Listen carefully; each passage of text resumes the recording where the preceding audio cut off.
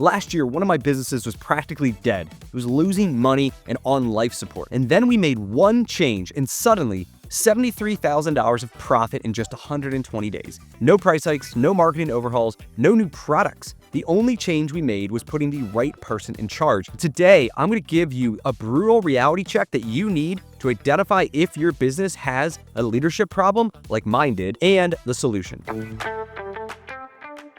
So I bought this auto repair franchise years ago for just $25,000 down because the previous franchisee struggled to make money there. And for years, we also struggled to make money there. And from January to September of 2024, we lost over $7,000 in those 9 months. At that point, we had enough. We knew we had to change management. And in a service business, success is 80% based on the quality of the team and specifically the quality of the leader. So we fired the manager, we brought in somebody new, and sometimes you make one of these changes and it takes months to see the effect, and other times it's like a light switch and all of a sudden overnight the business overturns. Then over the next 4 months, so from October 1st to January 31st, we profited over $73,000. And if we continue on this pace, it'll become one of those profitable stores that I own, simply by changing one person. This is the magic of a service business. It's that every day you can wake up as the owner and you can make an impact. You can change leaders. You can inspire people to do better. You can train them, right? There's a lot of things that you can do. It's hard for business owners to make the necessary changes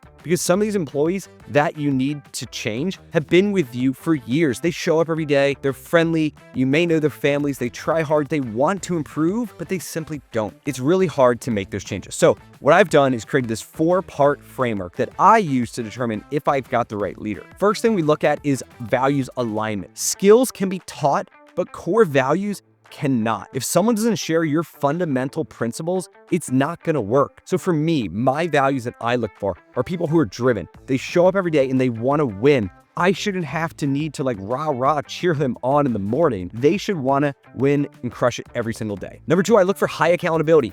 I need people in my world who are going to do the things that they say they're going to do. It's as simple as that. Someone with low accountability who requires constant following up to see if they did the things they said we're going to do steals a ton of my energy or other people in my company's energy. It's a waste of time because we could be using that time, effort, and energy to actually grow the business and not fill the gap that someone else has. We also look for people who are team players, right? Business is a team sport, and someone with a big ego who only cares about themselves isn't going to work. I want people who want to help others and we all can grow together. And finally, high integrity. We are in a high distrusted industry with auto repair, so we need people who have an extremely high moral standards and understand that no amount of money is worth breaking those standards. So you're welcome to steal my values or come up with your own, but those values should align with you and your best performers in your company. I know sometimes this can be all corporate speak and stuff, but it really does matter because if you boil it down, great people who have these values can grow with you. They can learn, they can progress. But if they don't align with these things, if they're lazy, they have low accountability, they only care about themselves, and they have low integrity, no matter how good they are, it's never going to work in the end. And it's going to bring down everybody else in your organization to that level.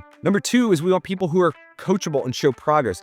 I am a lifelong learner. I'm constantly learning new things and trying to put them in tests, and sometimes it works and sometimes it doesn't. I'm looking for that in everybody that is on our team, who welcome feedback, who welcome constructive criticism and actually put it to use, because this creates a culture where everyone's constantly looking to improve. Even today, I was at a store, or one of our over $2 million stores, and a manager from one of our lowest volume stores, it was his day off, and he had went to visit the $2 million store on his own just because he wanted to see what he could pick up that day and what he could learn, and what he could bring back and implement at his store. He was doing that because he wanted to improve. And that to me is a really great sign. When someone is struggling, do they make excuses? Do they have every reason in the world while that idea won't work with their customer base? That won't work because of X, Y, and Z.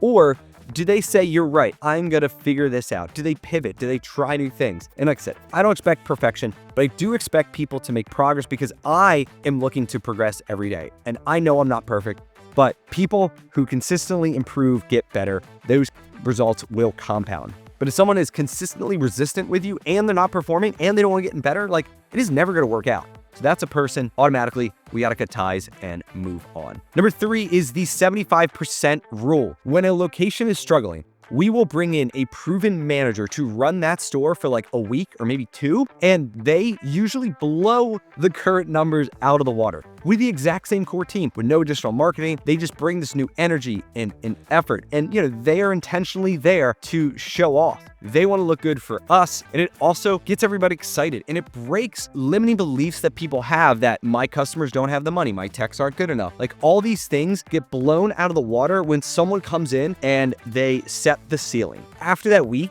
we set the expectation that 75% of what they just did is the minimum expectation if they want to continue their job. So for example, we have a store that has been averaging $18,000 a week in sales. Another manager comes in and does $29,000 in a week, and they set the new ceiling. So that we take 29,000, we times it by 75%, we get 22,000. We go to that manager and say, listen, I know you've been doing 18,000 for the last number of weeks. We have proven that the store can do 29,000 with one of our best guys. Now, we're not expecting you to get there overnight, but we are expecting at least 75% of that 22,000 to be done immediately based on the things that hopefully they learned by working with that manager. And if they can't do it, we got the wrong person, because we're leaving, in that case, over $10,000 a week, over $500,000 of sales on the table because we don't have the right person in charge. And so we set the ceiling 75%, and if they can't meet that standard, we move on. Number 4 is the 36-30 rule. When we've come to the realization that we must move on, it can be a very tough decision, especially when that person has been with you for years. And I've found that there is a 36-hour window of pain where I'll feel it for 30 hours leading up to that conversation that I have to have with that person. My stomach may be in knots. I can't sleep. I run through the conversation in my head multiple times. You're like, what if they say this? I'm going to say that. How am I going to sit? What are the first words I'm going to say? I'm sure you've done this before when you had to make a tough decision. And so for 30 hours leading up to the conversation, it will weigh very heavy on me. But then it happens. We have the conversation. Sometimes it's only 15 minutes, right? Sometimes it's quick because they know it's coming. They know they've been struggling. They've been kind of waiting for this. And sometimes it's a weight off their shoulders too. Sometimes when people are struggling and they need to move on, they know it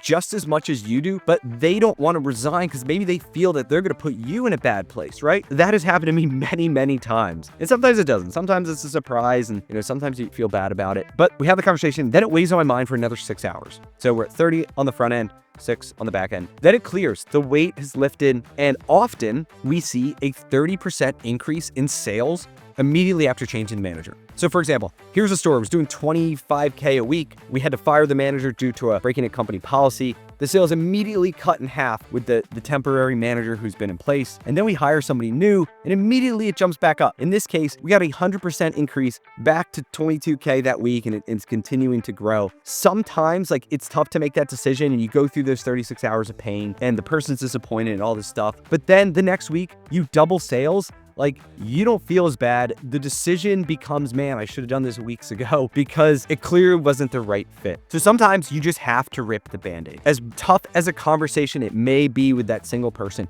you got to remember that as the business owner, there is a lot of people that rely on it. It's more than just that one person. In my case, we have over 200 employees. They all have families. We have lots of vendors that we buy from. There's lots of customers whose cars that we fix. And there is a lot that rides on me and my leadership team and everybody that works for us. And so sometimes, yeah, we got to make changes that are tough, but ultimately it's better for the business. It's better for the customers. It's better for everybody else in the world. And sometimes the person that we fire in this case, we don't always fire them. Sometimes it's, hey, you're just not ready to run this store, and we have a better opportunity. Maybe it's a demotion back to be an assistant manager, who sometimes then can go under the wing of a more seasoned manager. They get up to speed, they start to learn it, and then they're back in a store taking over again as a store manager, maybe a year or two later, and having tremendous success because they knew that what it was like before. They knew where they struggled. They seeked advice and coaching, and they got better, and they wanted it now, and they knew what to do. Like, we have done this many, many times where we have given somebody a chance, we pulled it back, they learned, and then they got a second chance and they crushed it. You have a lot of options as an owner, but you just got to remember, you need to keep an eye out for the health of the business over the long term. If you've got to make a change,